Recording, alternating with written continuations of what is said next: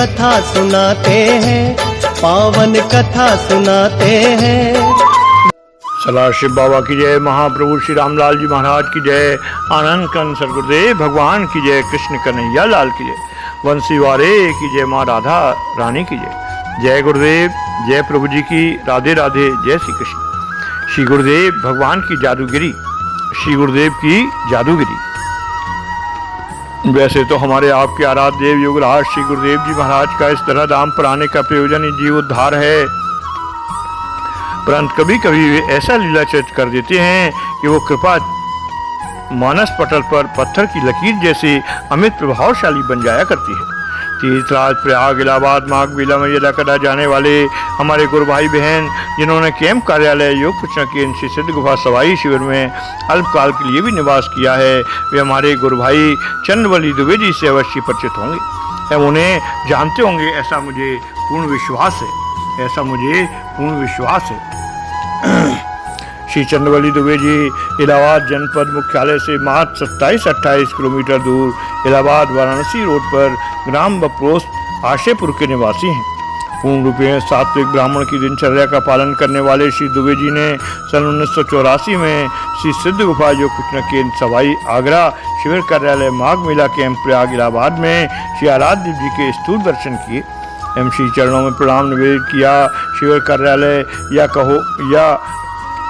यूँ कहा जाए कि अपने माघ मेला आश्रम वातावरण में इन्हें बहुत ही आनंददायक लगा एवं परम आदरणीय गुरु भाई श्री दशरथ तिवारी जी के साथ उन्होंने आश्रम माघ मेला शिविर में खूब श्रद्धा एवं लगन से सेवा भी की। इस यात्रा में श्री चंद्रवली दुबे जी करीब 2 दिन तक बिना खाए ही रहे।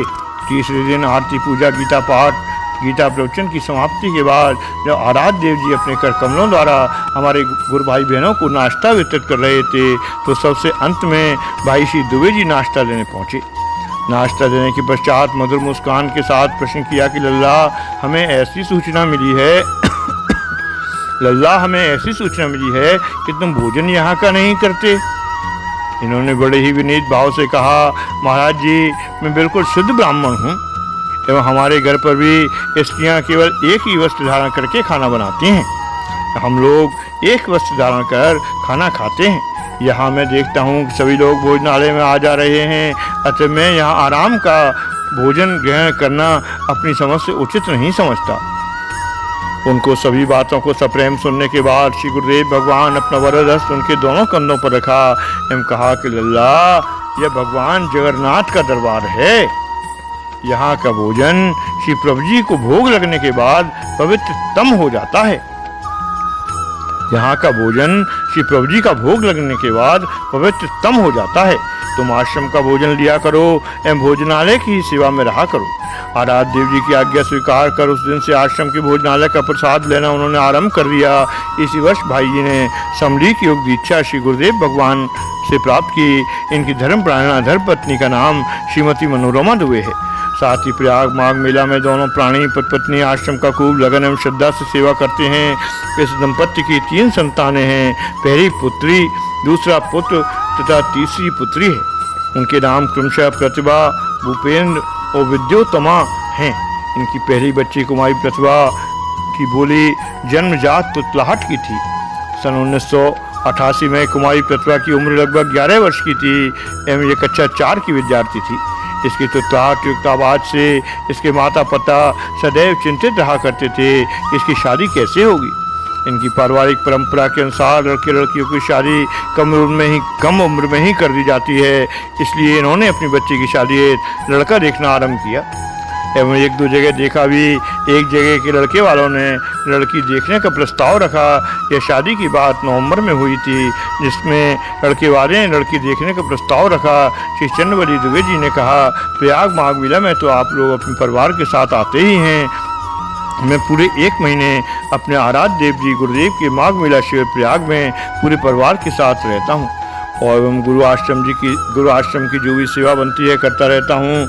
अतः आप को जब भी आना हो श्री सिद्ध गुफा योग कुचना केंद्र, श्री सिद्ध गुफा सवाई आगरा माघ मेला शिविर कैंप जो श्री रामानुज मार्ग पर स्थित है, कभी भी आकर देख सकते हैं। लड़के वालों ने कहा, इसी बहाने दोनों कार्य हो जाएंगे। साथ ही ये बात पक्की हो गई कि माघ मेला के दिनों में किसी भी दिन लड़के वाले आकर लड़की को देख लेंगे। सन 1988 अमावस्या के दिन लड़के पक्ष के 4 पुरुष, 5 लड़कियां, औरतें एवं चंदवली दुबे जी को पूछते हुए माघ मेला शिविर कैंप में प्रवेश किए। वैसे अमावस्या के दिन शिविर में तीर्थयात्रियों की काफ़ी भीड़ बढ़ जाती है एवं कार्यकर्ता बहुत ही व्यस्त रहा करते हैं।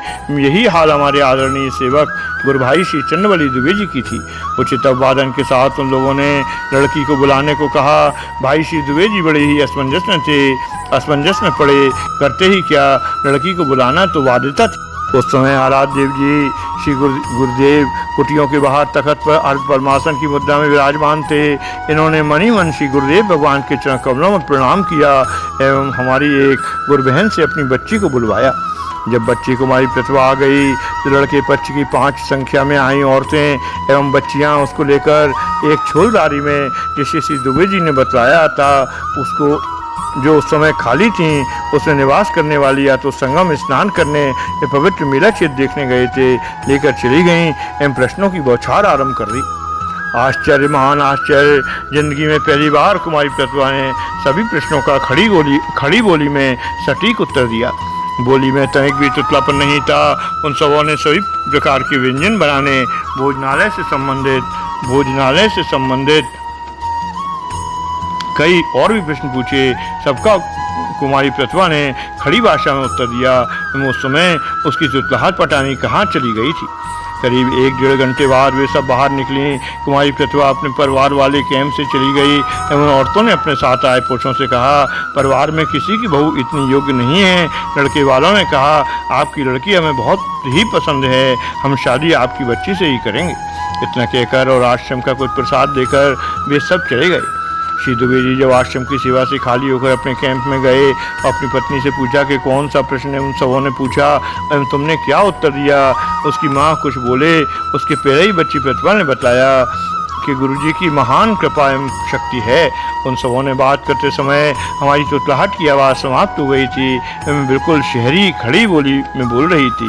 यद्यप उस समय भी वो तुतलाहट की आवाज़ में बोल रही थी, उसकी आवाज़ की तुतलाहट मात्र उतने ही समय के लिए बंद थी जितने समय वो लड़के पक्ष की औरतों के साथ थी।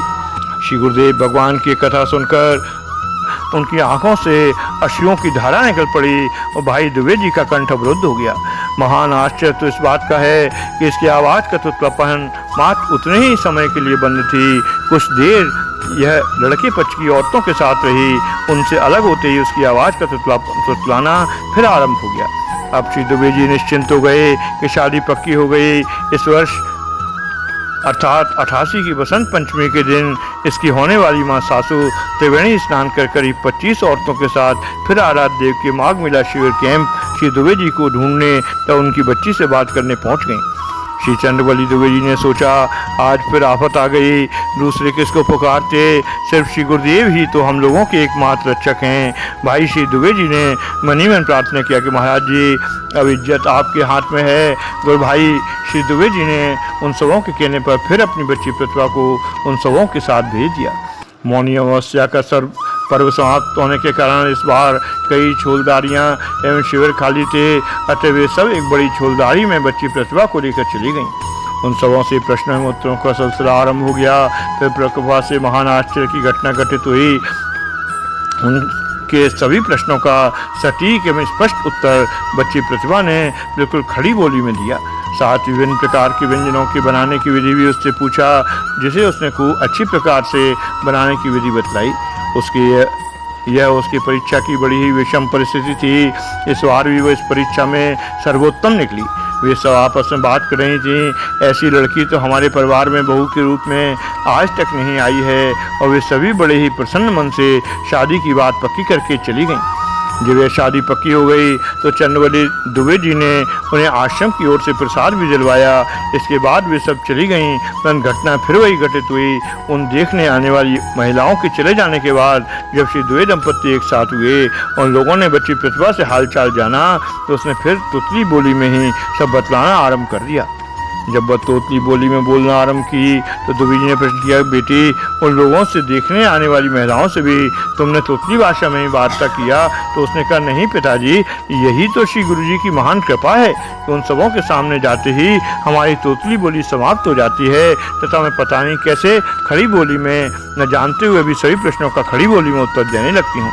जिस वस्तु विशेष की मुझे रंच मात्र भी जानकारी नहीं है उसका खड़ी बोली में मैं कैसे सटीक उत्तर दे देती हूँ एवं वे सभी संतुष्ट हो जाती हैं एवं श्री गुरुदेव जी की कृपा से मुझे काफ़ी आश्चर्य हो रहा है।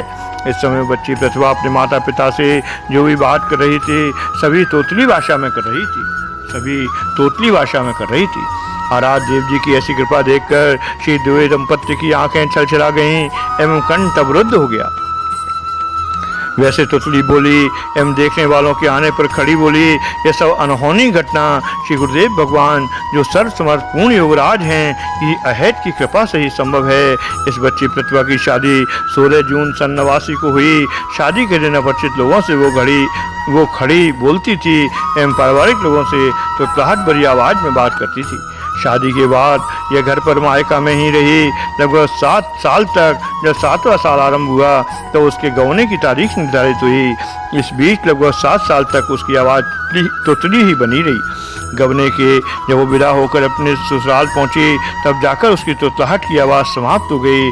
धन्य हैं ऐसे सेवक भक्त एवं परात्पर सत्ता हमारे श्री सद्गुरुदेव भगवान श्री चंद्रवली दुबे जी को दूसरी संतान पुत्र है तो उसकी शादी 98 में हुई है। एक घर गृहस्थी का कार्यभार देखते हैं। इनकी तीसरी संतान भी लड़की है। इसकी शादी इन्होंने वर्ष 1997 में की है। यह भी अपने ससुराल में राजी खुशी से है।